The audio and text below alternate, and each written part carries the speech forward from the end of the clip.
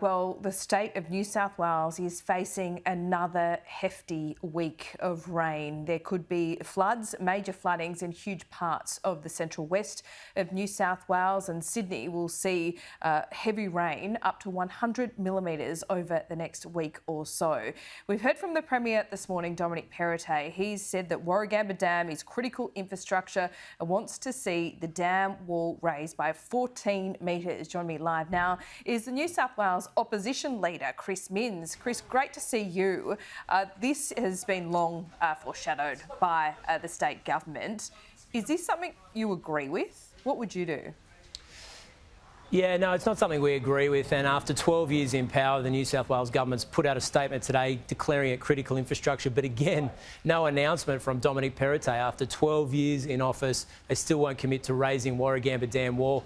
The reason for that is that 45% of floodwaters in the northwest catchment come from rivers other than over the top of Warragamba, the Gross, the Colo and the Nepean River. And the price tag's gone from $650 million to at least $1.6 billion, not including environmental offset. So this is a hefty price tag for a New South Wales government that's obviously drowning in debt. When you consider the other possibilities and options available, we should be exploring everything on the table at the moment. Okay, so what is one of those options? You've previously talked about reducing the amount of water in Warragamba Dam permanently as a flood mitigation strategy. What level would you take it to?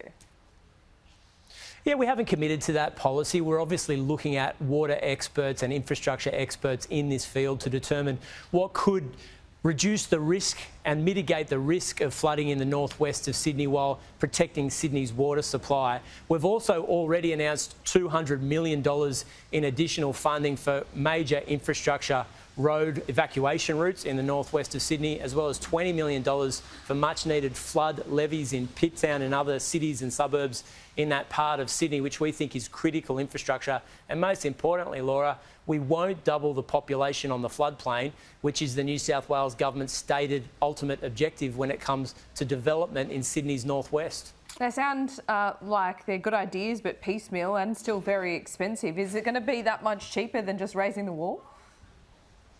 Well, to put the wall in perspective, when I was the Shadow Water Minister, it was budgeted at $650 million. It's now $1.6 billion. Some people think environmental offsets will add another $2 billion to the price tag, and none of it's been started. The government hasn't even commenced design work in terms of building this piece of infrastructure, which could take 7 or 8 years to complete. So I think the New South Wales government is being pretty cynical about their latest announcement. They're not committing any extra funding to the project, and as you can see, the escalating costs associated with it mean that I don't think at the end of the day the New South Wales government will do anything in relation to Warragamba Dam wall, which is what they've done over the last 12 years.